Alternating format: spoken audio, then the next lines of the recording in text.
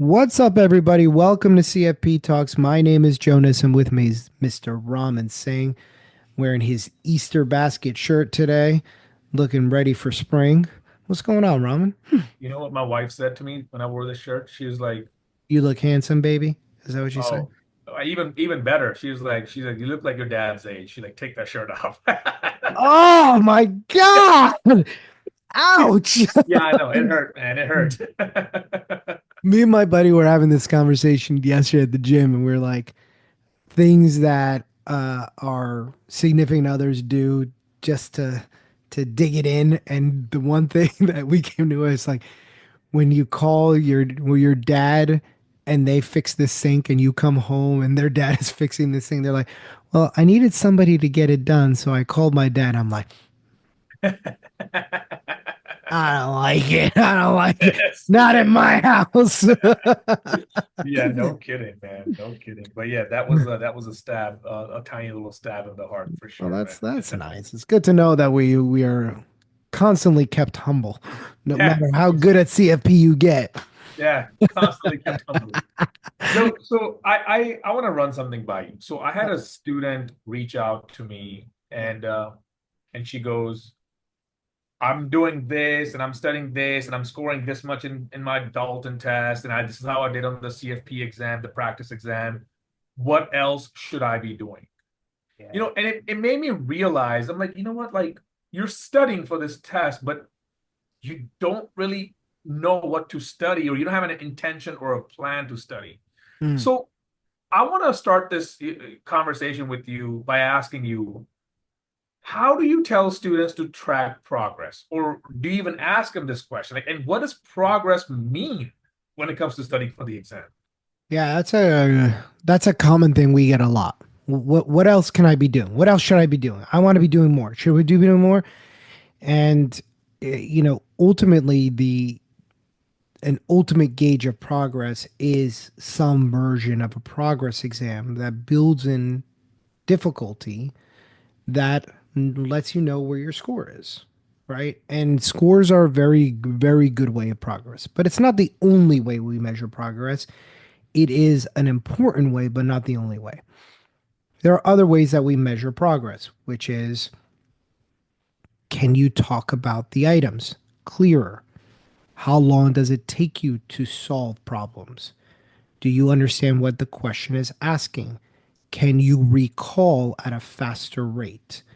So there's multiple ways that we measure progress, and it's not just, and I think ultimately as a student you kind of start to know if you're progressing or not by how your studying begins to feel, and not just from the scores. Because the one thing we have to recognize about scores are scores are always a lagging indicator.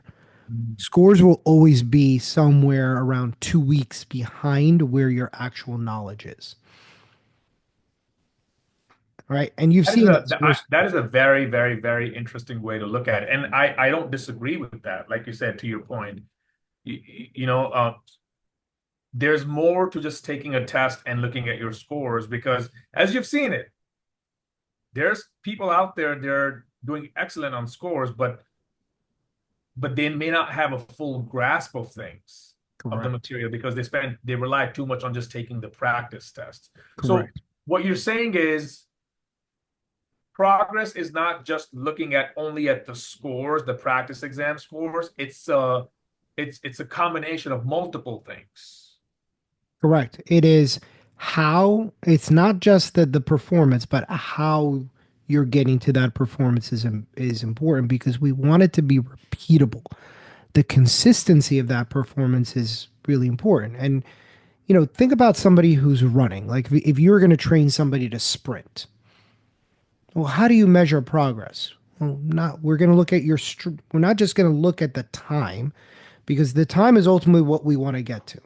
So it's not something that we can just push aside and we can be like, yeah, time doesn't matter. It does matter. Of course it matters. However, there are different ways that you can get to a better time. And you know that the way that most people is like, I'm just gonna try to chug out this run as much as I can. I'm gonna gut it out. That is not a system for progress, increasing your stride length, picking up your knee higher, elevating your torso, the speed of your stride, the length of your gait. Those are all ways that great coaches will measure progress. The speed will ultimately come because of those improvements. Right. You won't necessarily see it right away. I And agree. and so, as somebody who's been instructing CFP, the way that we look at it is if you're improving your problem solving ability, we see you actually working through a problem where you're going through steps. But that last piece just isn't coming just yet. So you're not getting to the exact right answer, but you're in the ballpark. We know it's a matter of time before we start to see 4, 6, 8 point improvements on exams because you're doing all that other stuff right. Anybody can memorize and do really well on one test. Or my favorite, where they retake a test 2 or 3 times and go, I got a 90. Okay, that doesn't really help us. Because to me, the how you're getting there, how you're getting to that performance is more important than the number itself. I agree. Because that tells me how repeatable it is. I absolutely agree with what you're saying. And the reason I'm saying that is because, when I work with my students and they say like, oh, I'm consistently scoring in my 80s right now on these practice questions, like what should I be doing next? How do I measure progress? I'm like, listen, yes, these scores are nice. It's nice to see that validation, right? Like, oh my God, I'm scoring 80%. But the fact of the matter is, in order for you to really understand the progress of your material is, can you explain this concept? If I was to give you a different question, not with your test bank that you're using, whatever you're using, but if I was to just rewrite a CFP exam question and make it 5 times harder, can you still answer that question knowing what you know? And if you could start answering questions, regardless of who wrote the CFP exam question, whether it's the CFP board or one of your exam preps, or you got Chat GPT to create a question. If you can look at a Chat GPT question, be like, that's a wrong answer because Chat GPT doesn't know what it's talking about. Right. That's a good way to measure progress because you know your material, you know what you're talking about. I Sure. mean, what would you say to that? I love that. I think that's a great way of looking at it. And I always there's two things that I've told people in the past, which is how well do you score under fatigue and under pressure? So if I gave you this 50 questions and I said, go do it in as much time as you want. And you're like, great. And I go and I do it. And, I kind of manipulate my way through it. And then I get an 80. And then I say, okay, well, now we're going to trim it down where you have 90 seconds of problem. And your 50 questions now have to be done in an hour and 15 minutes. How does that change things? So, can you do it when the stress is on? And can you do it when you're fatigued? Right. Because there's a saying in the basketball that when you're tired, you fall to your highest level of trading. Mm, And so, a lot of us have this idea that we know something because we memorized it, then we get tired, and then all of it goes out the window. yeah. Everything that I knew or I thought I knew goes out the window once I'm in a pressure situation or once I'm tired. That is a great way to do it, is to do that. But you're never going to really know your true progress unless you're doing uncomfortable things and still able to perform. Yeah. One of the exercise we did in our last class that you came back and you loved was the error analysis that we did. I was literally just about to say that. I'm Yeah. like, Joe, like that. I'm like, Joe, you remember that error analysis? Yeah. Hands down. I mean, it was like watching these students like look at it, be like, no, no, no, no, like this is wrong. I'm like, man, like they know this now. They can Right. apply because it was just such a beautiful exercise, which I feel like I think that should be a recurring thing, right? I mean, I know a lot of the people probably don't know what we're talking about, but it was Joe created a test and answered the test and selected wrong answers in some cases on purpose, Yeah. and then gave that test to the students. Be like, hey, go review this test and be a teacher and basically grade the test and see what's right and what's wrong. But Tell us why you think it's incorrect. That was the key, Mm. Joe. It's not like, okay, like, yeah, B is incorrect, A is right, but why is Yeah. B incorrect? Do you know how I came up with that exercise, Huh. by the way? Hmm. I did it with a student in a one-on-one session. I was like, I'm going to solve it and I want you to watch my steps and then tell me if I got it right or wrong.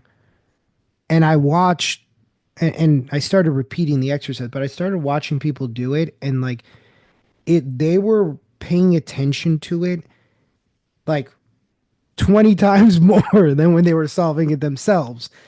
And so now I'm watching them, I'm like, I'm watching steam come off of your head. It looked like a cartoon where like you're watching somebody solve a problem. And I was like, wow, like I've never seen them pay so much attention or be so into it as when they had to solve my work. And there's a little bit of that they want to prove me wrong. And that's cool by me because great. They're learning still. Right. Like I'm still exactly. And I'm happy to do it where somebody's going in. But the one thing is that if you remember some of those, I answered the right answer, but did the wrong work. Oh, yes. Yep, yep, You yep, remember yep. that? And I Yeah, was because you like, got the rationale listed there as well on how you that's got right. to So the answer. remember, I listed all the steps, and now not only did you have to observe my answer, but you had to observe my work.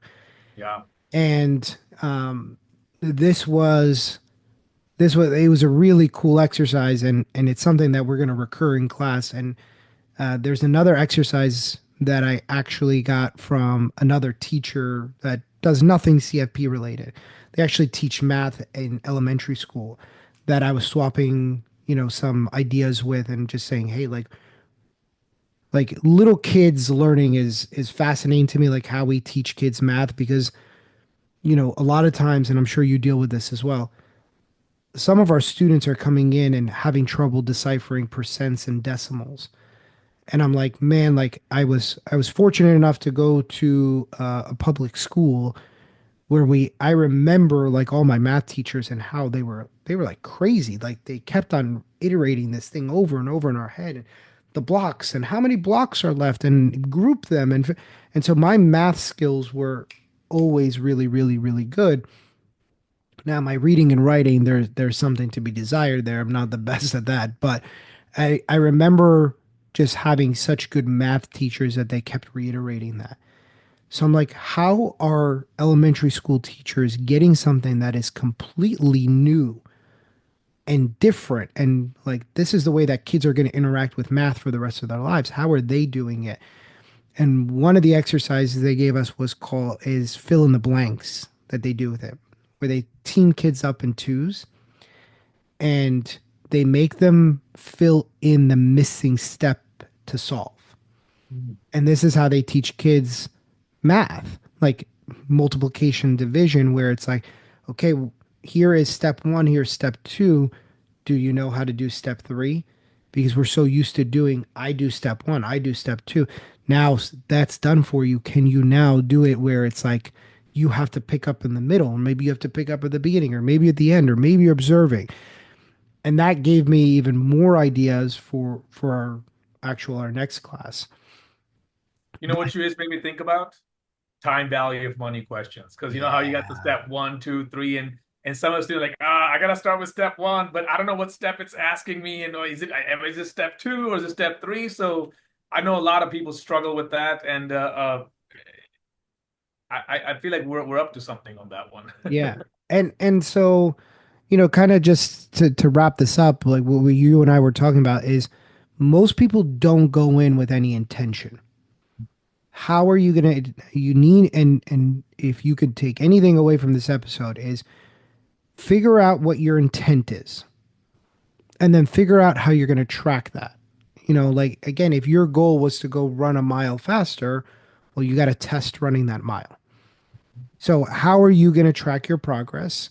What are going to be the things other than the score that you're going to track so you know if you're getting better at or you're getting worse at?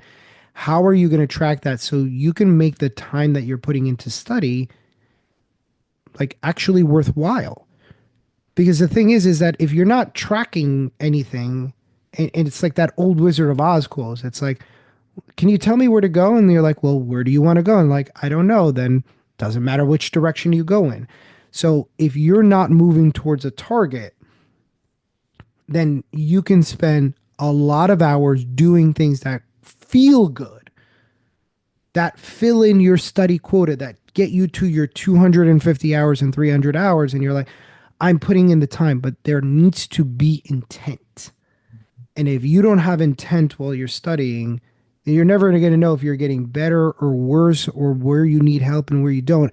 And you're going to constantly be asking, well, what can I else? What else can I be doing? What else can I be doing? What else can I be doing? Should I be doing this? Should I be doing that? Should I be doing this? Again, if you don't have a target, then you're going to be constantly asking that question. I agree. So, shall we end there? I think we've shared a lot with the listeners and the viewers. Yes, Let's end. that's Let's the end perfect there. place to end it. Let's say Raman and his dad shirt say that we should end here. 70 years old. I actually like that It's shirt. nice shirt. You know, I think it's like Brooks Brothers too, or something like that. Oh, that's a classic old man shirt. Classic old man finance shirt. Hey, what I mean, when in Rome, right? Yeah, true. All right, everybody. We hope you enjoyed this episode. Please make sure to like and subscribe to our channel so we can continue to bring you content just like today's episode. And we will see you guys on our next episode. Take care.